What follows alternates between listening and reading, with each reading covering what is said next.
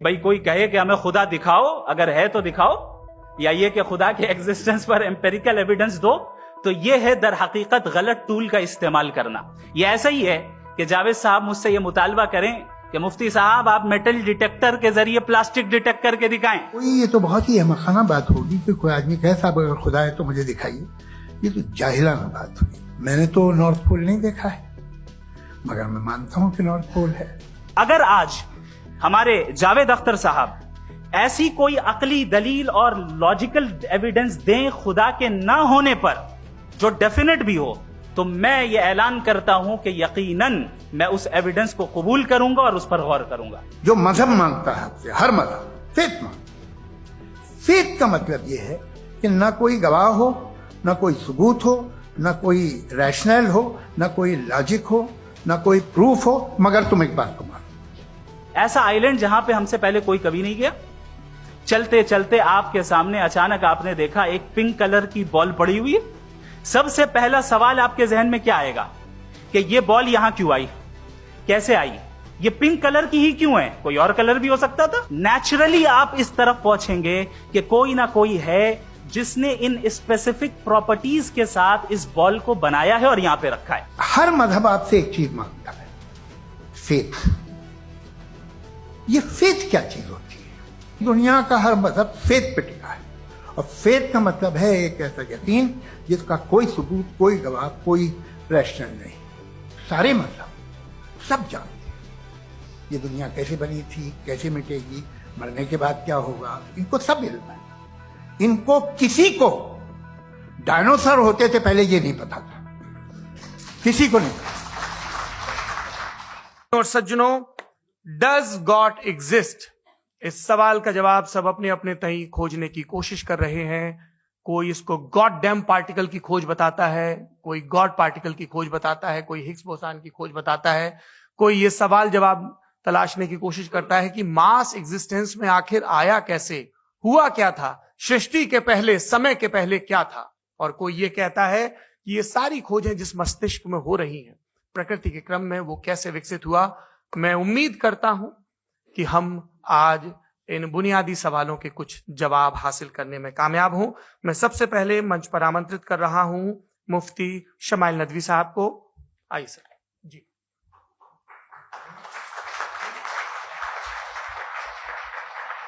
तमाम तारीफें उस क्रिएटर के लिए जिसने इस यूनिवर्स को एक मकसद के तहत पैदा किया है।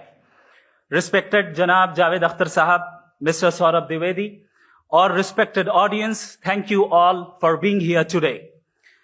आज की डिबेट में चूंकि हम बात करने वाले हैं डज गॉड एग्जिस्ट के टॉपिक पर, तो ये एक ऐसा टॉपिक है जिसके मुताल्लिक कोई भी डिसीजन लेने के लिए अलग अलग स्टैंडर्ड्स हो सकते हैं। लिहाजा डिबेट के शुरू में यह जरूरी है कि हम ये जान लें कि आज के इस टॉपिक में कौन सा स्टैंडर्ड सही होगा और कौन सा गलत होगा। सबसे पहला स्टैंडर्ड जिसे मैं समझता हूं कि हमारे रिस्पेक्टेड जनाब जावेद अख्तर साहब बड़ी तेजी के साथ उसकी तरफ लपकेंगे, वो है साइंस। जबकि साइंस दर हकीकत खुदा के एग्जिस्टेंस को डायरेक्टली साबित करने या उसके एग्जिस्टेंस को डिनाई करने के लिए स्टैंडर्ड नहीं बन सकती। और उसकी वजह क्या है, ये मैं नहीं कह रहा, ये वो लोग कह रहे हैं जो साइंस के एक्सपर्ट्स हैं। नेशनल एकेडमी ऑफ साइंस कहती है science doesn't have the processes to prove और disprove the existence of God. Why? क्योंकि साइंस का ताल्लुक एम्पेरिकल एविडेंस से है, और एम्पेरिकल एविडेंसेस का ताल्लुक हमारे नेचुरल और फिजिकल वर्ल्ड से है, जबकि गॉड नॉन फिजिकल और सुपर नेचुरल रियलिटी है। लिहाजा नॉन फिजिकल रियलिटी को आप उस टूल के साथ नहीं चेक कर सकते जिसका काम फिजिकल रियलिटी को तलाश करना है। लिहाजा आज इस डिबेट में गॉड की एग्जिस्टेंस को साबित करने या उसे डिनाई करने में साइंटिफिक एविडेंस को एक्सेप्ट नहीं किया जाएगा। दूसरा स्टैंडर्ड हो सकता है रेविलेशन, कि रेविलेशन के जरिए हम यह साबित करें कि गॉड एग्जिस्ट करता है या नहीं। लेकिन यह स्टैंडर्ड भी आज इररेलेवेंट है। क्यों? क्योंकि रेविलेशन मेरे नजदीक सोर्स ऑफ नॉलेज है, वैलिड सोर्स ऑफ नॉलेज है, लेकिन हमारे जावेद अख्तर साहब के नजदीक ये वैलिड सोर्स ऑफ नॉलेज नहीं है।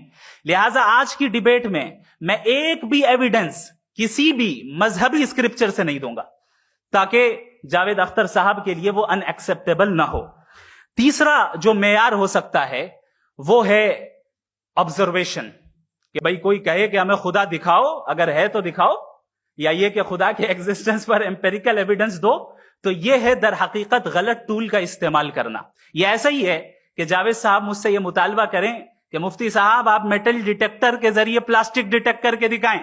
अब चूंकि प्लास्टिक डिटेक्ट नहीं हो पा रही है, लिहाजा plastic does not exist. No, you are using the wrong tool. इस टूल से प्लास्टिक को डिटेक्ट नहीं किया जाता। लिहाजा मैं समझता हूं कि गॉड के एग्जिस्टेंस पर एम्पेरिकल एविडेंस का मुतालबा करना एक बचकाना मुतालबा है, और हमारे रिस्पेक्टेड जनाब जावेद अख्तर साहब इस स्टेज से अब बहुत आगे निकल चुके हैं। अब बचता है एक ही स्टैंडर्ड, और वो स्टैंडर्ड है अक्ल, लॉजिक, रीजनिंग। और यही वो स्टैंडर्ड है जिसके तहत गॉड की एग्जिस्टेंस को साबित किया जाएगा या गॉड की एग्जिस्टेंस को डिनाई किया जाएगा। लेकिन चूंकि ये बहुत इंपॉर्टेंट और सेंसिटिव टॉपिक है, इसलिए लॉजिकल आर्ग्यूमेंट भी ऐसा होना चाहिए जो डेफिनेटिव हो, इनडेफिनेटिव ना हो, जो 2 और 2 4 की तरह बिल्कुल वाजे हो, जिसे लॉजिकली रिजेक्ट करना पॉसिबल नहीं हो।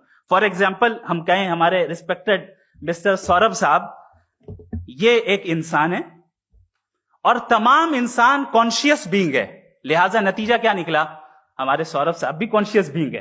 क्या ये इनडेफिनेट आर्ग्यूमेंट है या डेफिनेट आर्ग्यूमेंट है? ये डेफिनेट आर्ग्यूमेंट है। ये 2 और 2 की तरह वाजे है, इसमें किसी तरह जो है लॉजिकली इसको रिजेक्ट नहीं किया जा सकता। तो अगर आज हमारे जावेद अख्तर साहब ऐसी कोई अकली दलील और लॉजिकल एविडेंस दें खुदा के ना होने पर जो डेफिनेट भी हो, तो मैं ये ऐलान करता हूं कि यकीनन मैं उस एविडेंस को कबूल करूंगा और उस पर गौर करूंगा।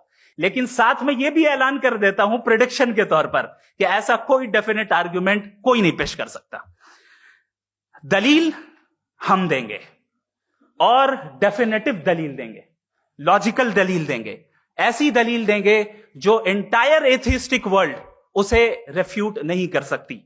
चलें अब हम एक एग्जाम्पल सोचते हैं, एक सिनेरियो, सिंपल सिनेरियो, तमाम ऑडियंस से गुजारिश है, हम और आप एक आइसोलेटेड आइलैंड पर हैं, ऐसा आइलैंड जहां पे हमसे पहले कोई कभी नहीं गया। चलते चलते आपके सामने अचानक आपने देखा एक पिंक कलर की बॉल पड़ी हुई है। सबसे पहला सवाल आपके जहन में क्या आएगा कि ये बॉल यहां क्यों आई, कैसे आई, ये पिंक कलर की ही क्यों है, कोई और कलर भी हो सकता था, ये इसी शेप में क्यों है, कोई और शेप भी हो सकता था। नेचुरली आप इस तरफ पहुंचेंगे कि कोई ना कोई है जिसने इन स्पेसिफिक प्रॉपर्टीज के साथ इस बॉल को बनाया है और यहां पे रखा है। चूंकि आप जानते हैं कि ये जो बॉल है इसका एग्जिस्ट करना जरूरी नहीं है, ये एग्जिस्ट कर भी सकती थी, नहीं भी कर सकती थी, और एग्जिस्ट करना ही था तो किसी और फॉर्म में करती, किसी और कलर में करती।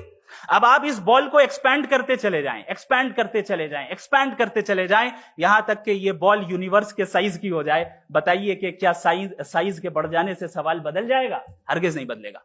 अभी भी सवाल रहेगा, ये यूनिवर्स कहां से आया, इन स्पेसिफिक प्रॉपर्टीज के साथ कहां से आया, क्यों आया, किसने बनाया, ये सवाल उस वक्त भी वैलिड रहेगा। लेकिन ये सवाल अगर हम जनाब जावेद अख्तर साहब से करें तो चूंकि इनका वर्ल्ड व्यू एथिस्टिक है, और सिर्फ इनका नहीं, मतलब जितने भी एथिस्ट हैं और एथिस्टिक वर्ल्ड व्यू को रखने वाले से अगर आप ये सवाल करें कि ये यूनिवर्स कहां से आया, तो इनका जवाब या तो आर्ग्यूमेंट फ्रॉम इग्नोरेंस होगा या डॉगमेटिक होगा। या तो ये कहेंगे कि मुझे नहीं पता कि ये कहां से आया, लिहाजा गॉड डज नॉट एग्जिस्ट, ये आर्ग्यूमेंट फ्रॉम इग्नोरेंस है। या ये कहेंगे कि ये यूनिवर्स खुद ब खुद बन गया, इसका मतलब ये है कि उस बॉल को भी खुद ब खुद बन जाना चाहिए।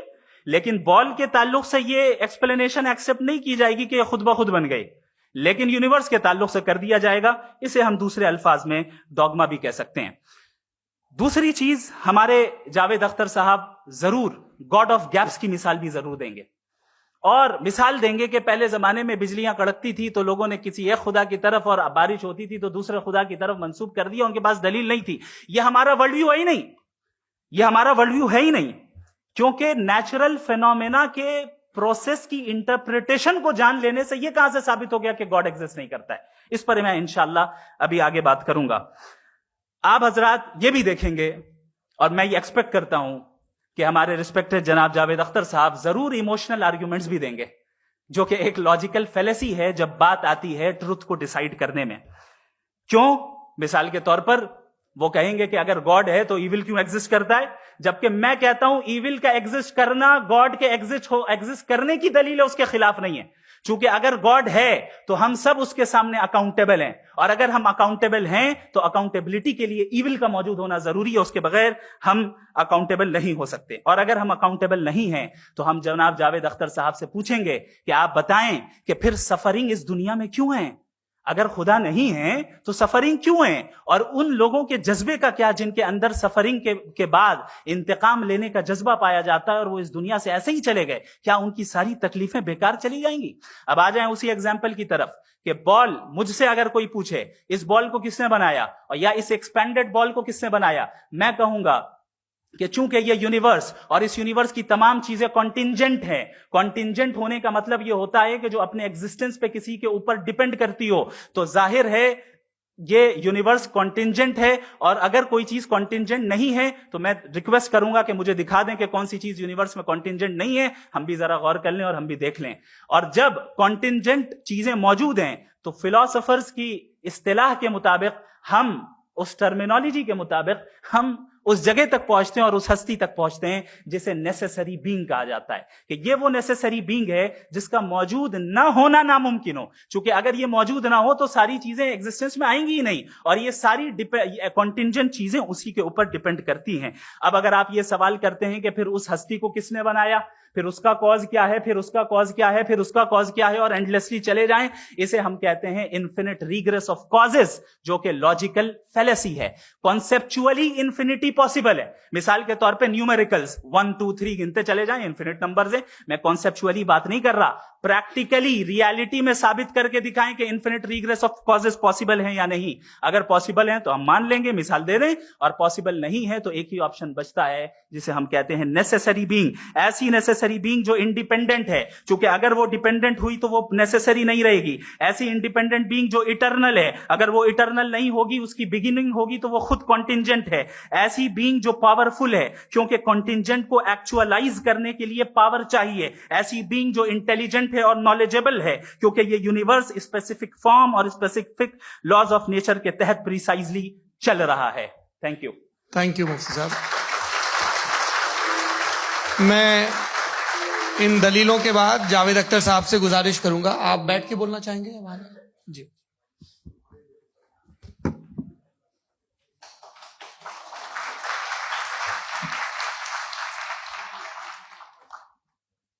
पहले तो मैं मुफ्ती साहब को एक अच्छी खबर देना चाहूँगा कि मेरी नॉलेज साइंस के बारे में बड़ी मामूली है, तो आप फिक्र ना करें उसकी, लेकिन कुछ कॉमन सेंस है मुझ में। देखिए, ये खुदा का तस्वुर कोई नया तस्वुर नहीं है, ये सदियों से रहा है।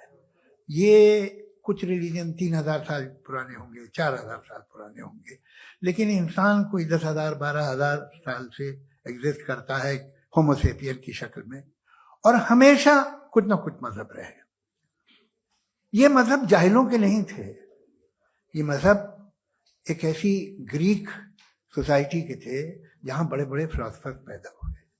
ये मजहब इजिप्शियंस के थे जिन्होंने पिरामिड्स बनाए थे। ये रोमन्स के थे कि जिनका आर्किटेक्चर और सेनेट यानी पहली बुनियाद डेमोक्रेसी की, लिमिटेड थी मगर डेमोक्रेसी थी, ये उन लोगों ने किए थे। तो इनका जो जुपिटर था, रा था, ज़्यूस था, उन्हें उस पर इतना ही एतमाद था जितना आज किसी मजहबी आदमी को अपने खुदा पे होगा। क्रिश्चियनिटी आने से पहले यूरोप में एक मजहब था, जर्मेनिक रिलीजन। उसका एक खुदा था, उसकी एक बीवी थी, उसके 2 बेटे थे, एक बेटी थी। फिर जर्मनी में जब यूरोप में क्रिश्चियनिटी आई तो वो खुदा, उसकी बीवी और पूरे खानदान चला गया। तो हमने, अगर हम हिस्ट्री देखें तो खुदा जो है वो ज़्यादातर फ़ानी है, वो हमेशा रहे नहीं। और वो जो लोग इन्हें मानते थे उनको आप कहें वो तो जाहिल थे, उन्हें तो कुछ पता ही नहीं था। ऐसा नहीं है। वो अपने वक्त में बड़े काबिल लोग थे और अपने वक्त में उन्होंने बड़े बड़े काम किए हैं। फिलोसफर्स थे, साइंटिस्ट थे, लेकिन उनका मजहब कहाँ गया, उनके खुदा कहाँ गए? आज जो खुदा हैं दुनिया में, लोग उन्हें मानते हैं। आपको क्या मालूम कि कितने वर्षों के बाद क्या होने वाला है? हम यूरोप में देखते हैं तो चर्च खाली हैं। तो वक्त के साथ चीजें बदलती हैं। जहां तक इसका ताल्लुक है मजहबों का, हर मजहब आपसे एक चीज मांगता है, फेथ। ये फेथ क्या चीज होती है? What is the difference between faith and belief? ये तो बहुत ही अहमखाना बात होगी कि कोई आदमी कहे साहब अगर खुदा है तो मुझे दिखाइए। ये तो जाहिलाना बात हुई। मैंने तो नॉर्थ पोल नहीं देखा है, मगर मैं मानता हूं कि नॉर्थ पोल है। मैं क्यों मानता हूं? इसलिए कि अगर ये दुनिया राउंड है तो उसका कोई टॉप होगा। कुछ लोग हैं जो वहां गए भी हैं, कॉमन सेंस कहता है कि ऐसा होगा, सबूत है, गवाह है, रीजन है। तो ये मेरा फेथ नहीं है। तो फेथ में और बिलीफ में डिफरेंस क्या है?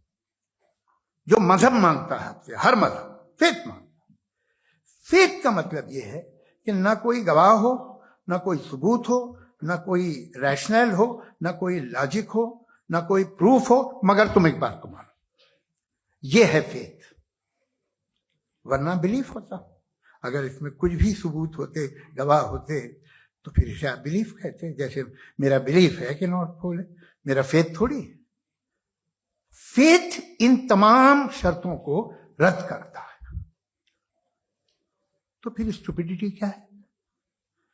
अगर मैं एक बात ऐसी मानूं जिसकी ना कोई लॉजिक है, ना कोई रैशनल है, ना कोई प्रूफ है, ना कोई गवाह है, ना कोई सबूत है, और मैं उसे मानूं, तो ये स्टुपिडिटी हुई। इसे ही भाई कल को मैं यकीन कर लूं कि एलॉन मस्क जो है मेरा भाई है, तो मुझे इंतहाई खुशी होगी, सुकून भी बहुत मिलेगा मुझे। लेकिन और कहे भाई क्यों मानते हो, क्या सबूत है? भाई वो तो अमेरिकन है और तुम तो इंडियन हो, वो तो नस्ल अलग है, तुम्हें कभी मिले भी नहीं। साहब देखिए मेरा फेथ है, इस पे बात मैं किया।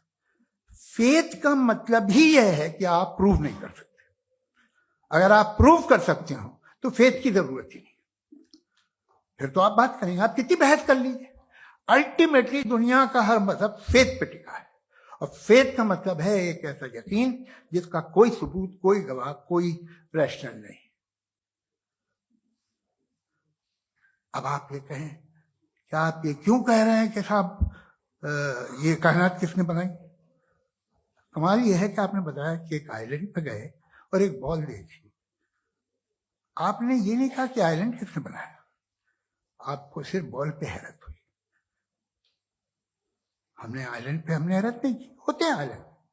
इसी तरह ये आइलैंड है, सितारे, ये गैलेक्सीज, ये सब आइलैंड हैं खला में।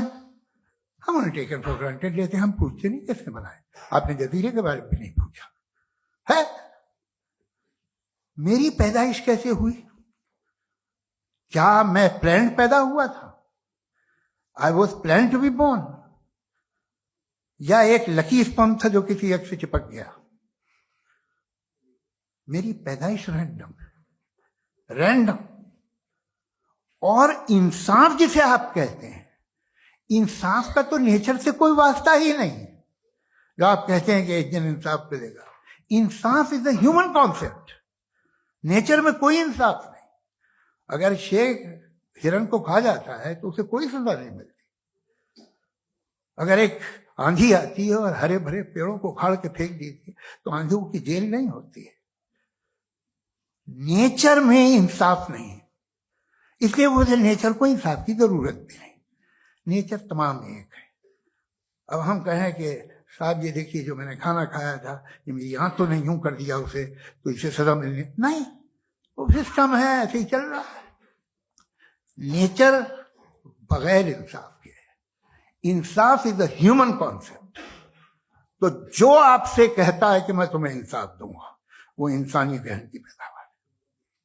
ये नेचुरल है ही नहीं, ये आसमानी है ही नहीं। नेचर का तसव्वुर, इंसाफ का तसव्वुर भाई आप साथ मिलते हैं, अब आप लेफ्ट हैंड ड्राइव करते हैं, ये क्या है? तमाम सच, तमाम नेकी, तमाम शराफत लेफ्ट हैंड ड्राइव है। वरना क्या होगा, या तो आप क्रॉस कर देंगे, आपका एक्सीडेंट हो जाएगा, या आप किसी को मार देंगे, या ट्रैफिक जैम हो जाएगा। झूठ, बेईमानी, रिश्वतखोरी, ये तमाम जो है driving on the wrong side, इसके ऊपर कुछ नहीं। ये तो हमने बनाया, जैसे हमने लेफ्ट हैंड ड्राइव बनाई है। ये कॉन्सेप्ट ऑफ इंसाफ जो है ये हमारा है, इसका नेचर से कोई वास्ता नहीं। शेर खा जाता है हिरन को, उसे जेल होती है क्या? कुछ भी नहीं, है ही नहीं। तो ये जो दुनिया के रिलीजन प्रॉमिस करते हैं आपसे इंसाफ, इसी से मालूम होता है कि ये मैनमेड है। ये तसव्वुर कहीं और का है ही नहीं। जो नेचर है, कुछ लोग कहते हैं नेचर ही खुदा है, तो नेचर में तो इंसाफ नहीं कहीं। और आप वादा कर रहे हैं कि तुम्हें मरने के बाद इंसाफ मिलेगा। मुझे अगर मिलेगा तो मैं बहुत खुश हूंगा, लेकिन मैं यकीन नहीं कर पाता हूं, इसलिए कि मैं फेथ नहीं पैदा कर सकता। The very fact that religion demand faith, इसका मतलब है कि उनके पास जस्टिफिकेशन नहीं है। अच्छा साहब, फिर रिलीजन अगर मॉडरेशन में है, कोई सा भी रिलीजन, वो आप में कुछ खूबियां भी पैदा करता होगा, देखिए उससे ये फायदा है, वो फायदा है। अल्कोहल जो है वो ज्यादातर दवाओं में यूज होती है, और एक सर्वे किया गया था अमेरिका में कि लॉन्जेटिविटी किन लोगों की है, तो एक तरफ वो लोग थे जो शराब पीते ही नहीं थे, और एक तरफ वो थे जो एक बोतल शराब रोज पीते थे। सबसे ज्यादा लंबी उम्र उनकी है जो 2 पैक नाप के शराब पीते और खाना खाते हैं। मगर हम शराब को बुरा समझते हैं, मैं भी बुरा समझता हूं। क्यों? ऐसा होता नहीं। कुछ चीजों में आदत होती है कि वो बढ़ती है। आज तक में एक आदमी दूध पीता है, आप 10 साल बाद भी मिलेंगे तो एक ही गिलास पीता होगा। ऐसा नहीं होता, सुबह से दूध पीता रहता है। मिल्कोहलिक मैंने नहीं देखे, अल्कोहलिक होते हैं। ये टेंडेंसी है मजहब की कि वो बढ़ता है, जैसे कैंसर बढ़ता है, जैसे शराब बढ़ती है। कुछ लोग होंगे जो उसे सही तरह से यूज करते। मुझे यकीन है कि हमारे मुफ्ती साहब भी उनमें से एक, इनसे बहुत खुशी हुई मुझे इनसे मिलकर। लेकिन कितने लोग हैं कि आज आप देखते हैं दुनिया में जो तबाहियां हैं, इनमें कितना हाथ है उन लोगों का जो बिलीवर कहते था मजहब ये नहीं कहता, ना कहता होगा, मगर जब ये मजहब पीते हैं तो ऐसे बिहेव करते हैं। थोड़ा सा अगर हो तो शायद बहुत अच्छी बात, लेकिन शराब थोड़ी सी नहीं रहती, उसमें टेंडेंसी है पहले। थोड़ा सा अगर 2-3 कैंसर के सेल हो ना बॉडी में तो आदमी स्लिम रहेगा, लेकिन वो 2-3 सेल नहीं रहते, वो मल्टीप्लाई होते हैं। जावेद साहब, टाइम पूरा हो गया। टाइम हो गया, तो बस बात खत्म हो गई। अच्छा, मुझे कुछ और कहने को था भी नहीं। जी, मैं पहले जवाबी दौर के लिए इनवाइट कर रहा हूं मुफ्ती साहब को। Your rebuttal round 1, you have 7 minutes।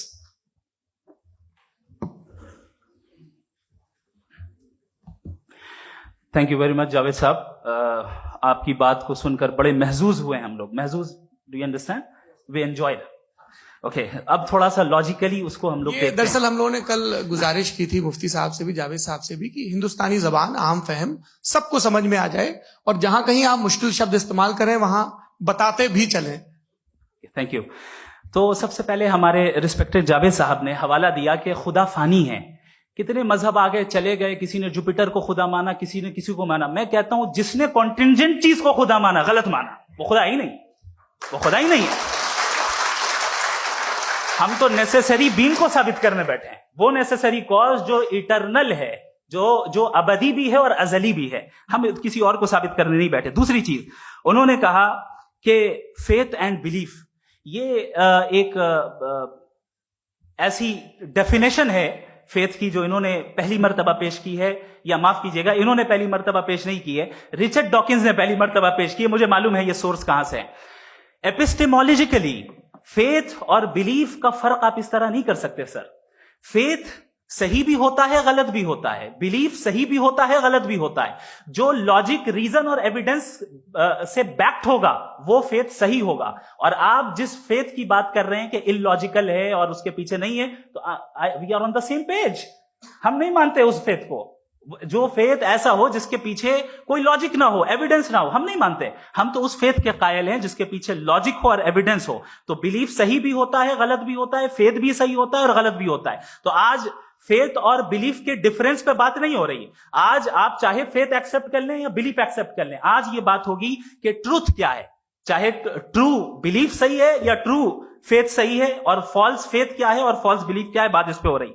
दूसरी चीज इन्होंने पूछा, स्टुपिडिटी फिर क्या है? अगर फेथ, रिलीजन स्टुपिडिटी नहीं है तो और क्या है? चूंकि फेथ का मुतालबा करते हैं तो स्टुपिडिटी क्या है? मैं कहता हूं स्टुपिडिटी एथिज्म है।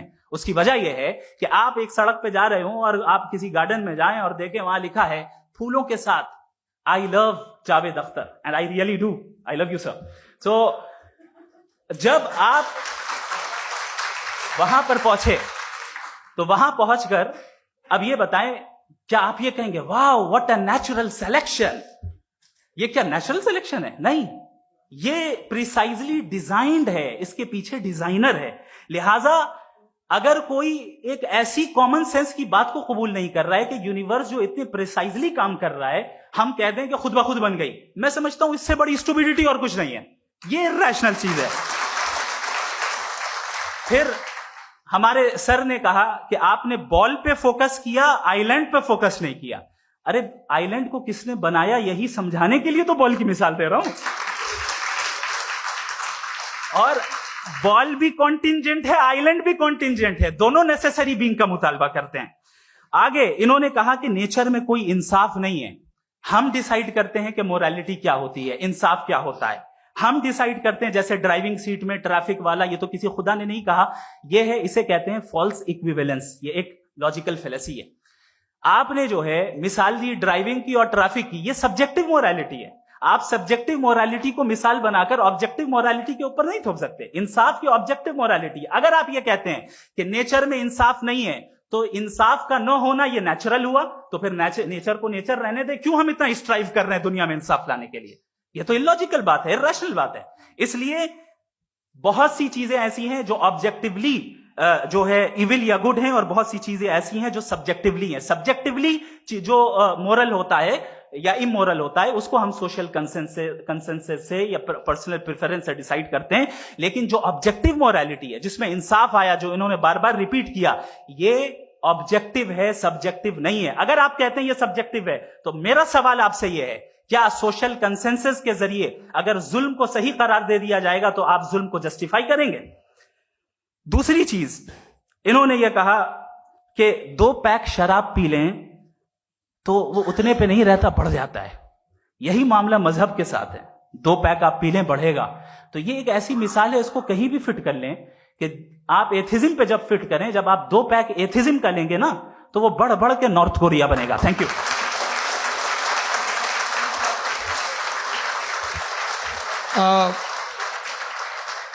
फर्स्ट राउंड की रिबटल के लिए मैं जावेद साहब को इनवाइट कर रहा हूं। आपके पास 7 मिनट का वक्त है, रीसेट कर दीजिएगा प्लीज। मुझे इस बात की खुशी है कि मुफ्ती साहब ने भी मान लिया कि नेचर में कोई इंसाफ नहीं है। तो कोई भी चीज जो इंसान ने नहीं बनाई है उसमें इंसाफ नहीं होता है। एक बात मैं आपसे अर्ज करूं, जरा पता लगा लीजिएगा, ये जो आप बाग में जाते हैं बेहद खूबसूरत फूल देखते हैं ना, इनमें से कोई नेचुरल नहीं है। ये सारे फूल क्रॉस करके बनाए गए हैं। जो जंगल में फूल होते हैं निहायत मामूली होते हैं। ये फूल इंसानों ने बनाए हैं। जो आप बाग में देख के वाह वाह कहते हैं, ये इंसानों के बनाए हुए हैं। डिफरेंट फूलों को क्रॉस करके, डेवलप करके, फिर क्रॉस करके इस तरह से बनाए गए। नेचुरल फ्लावर नहीं। किसी जंगल वीरान में जाके आप गुलाब के फूल नहीं देखेंगे। ये सब बनाए हुए इंसान ने, बहुत से काम इंसान ने किए हैं। बाकी है कि आपने मेरी एक बात का जवाब नहीं दिया, जिससे मुझे शिकायत है कि फेथ क्या है और आप फेथ मांगते क्यों हैं मुझसे? आप तो लॉजिकल हैं, आपके पास तो सारे रैशनल हैं, आपके पास सारे सबूत हैं, तो आपको फेथ की डिमांड क्यों करते हैं कि भाई तुम सरेंडर कर दो और सवाल मत करो? कोई मजहब सारे सवाल करने की इजाजत नहीं देता है और मना करता है कि ज्यादा सवाल ना करो, बह जाओगे तुम। आप क्यों रोकते हैं? हकीकत यह है कि इंसानी तारीख क्या है। इंसानी तारीख यह है कि दुनिया में दो तरह के लोग हुए हैं। एक वो जिन्होंने अपनी लाइल्मी की परस्तिश की है, दूसरे वो जिन्होंने अपनी इग्नोरेंस या लाइल्मी से झगड़ा किया है और मालूम किया है कि क्या है। ये जो आप कह रहे हैं, आज आप हैरान हैं कि भाई ये यूनिवर्स कैसे बनी। लोग हैरान थे कि सूरज डूबता है तो इधर से कैसे निकलता है। और आप एक कदम जाके हमेशा का मानने को तैयार है, एक कदम पीछे ही मान जाइए। भाई आप इसके बाद जाते हो, कहते सवाल ना करना कि ये कहां से आया, ये पावर तो हमेशा से हमेशा रहेगी। तो आप यूनिवर्स के बारे में मानने में क्या तकलीफ है? एक कदम पहले रुक जाइए। ये हमेशा से थी या नहीं थी हमें मालूम नहीं है। और ये कहना कि हमें मालूम नहीं है, कमाल ये है कि दुनिया के सारे मजहब सब जानते हैं ये दुनिया कैसे बनी थी, कैसे मिटेगी, मरने के बाद क्या होगा, इनको सब इल्म है। इनको किसी को डायनासोर होते थे पहले ये नहीं पता था, किसी को नहीं पता। किसी भी दुनिया की मजहबी किताब में डायनासोर का जिक्र नहीं है। लेकिन बाकी सब बातें, how to make universe in 4 easy lessons and बाकी सब पता है। जिसको सब पता है वो गड़बड़ है। हम में ये इंकिसार, ये ह्यूमिलिटी होनी चाहिए कि हम ये कहें कि हमें ये बहुत सारी बातें नहीं मालूम, लेकिन हम उनकी परस्तिश ना करना, अपनी लाइल्मी को की परस्तिश ना करें, हम उसे पता लगाने की कोशिश करें। जिस दुनिया में आप बैठे हैं सर, ये हॉल जो है, ये इलेक्ट्रिसिटी जो है, ये माइक जो है, जिस हवाई जहाज से आप आए थे, वो जिस कार से आप यहां आए हैं, ये सब उन लोगों की बनाई हुई है जिन्होंने सवाल किए थे। ये दुनिया जिसमें आप आज आराम से हैं, ये उन लोगों की बनाई है कि जिन्होंने सवाल किए थे। और हर स्टेज पे इन सवालों को मकरूह कहा गया था, गलत कहा गया था। आप जरा तारीख पढ़िए, एक बड़ी दिलचस्प किताब है बर्ट्रैंड रसेल की, जिसमें उसने रिलीजन एंड साइंस कि कब से रिलीजन जो है साइंस के अगेंस्ट है। और हद तो यह है कि भाप के इंजन के खिलाफ थे, स्टीम इंजन के भी खिलाफ थे, और फतवे हुए उन पे, वेटिकन ने दिए। तो ये हमेशा, अभी जैसे ही ये राइट विंगर आते हैं अमेरिका में पावर में, तो वो जो अपना ये क्या बोलते हैं उसे, सीड क्या वर्ड है, सीड क्या जो, हाँ नहीं सीड जो होते हैं जिसपे जी, नहीं भाई, वो जो ह्यूमन बॉडी के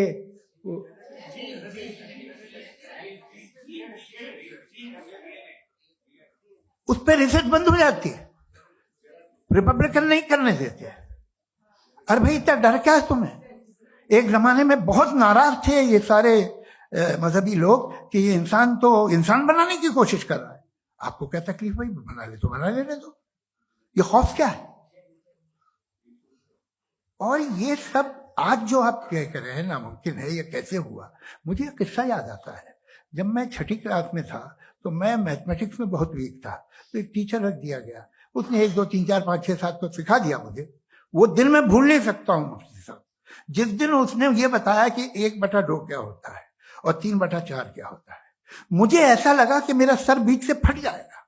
यह आदमी कह रहा है कि जो दीवार के अंदर जाओ वॉक करते हुए। आज हंसता हूं मैं इस बात पे।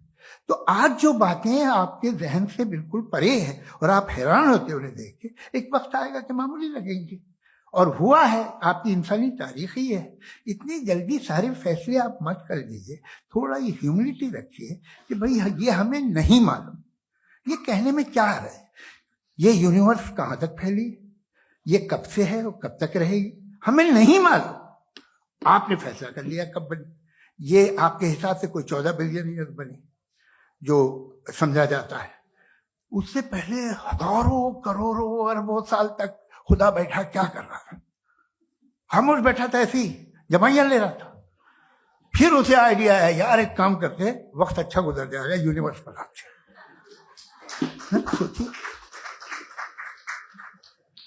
वो तो हमेशा से है ना, मगर यूनिवर्स हमेशा से नहीं है। ये तो बनाई गई है। और उससे पहले क्या था, इनका क्या काम था?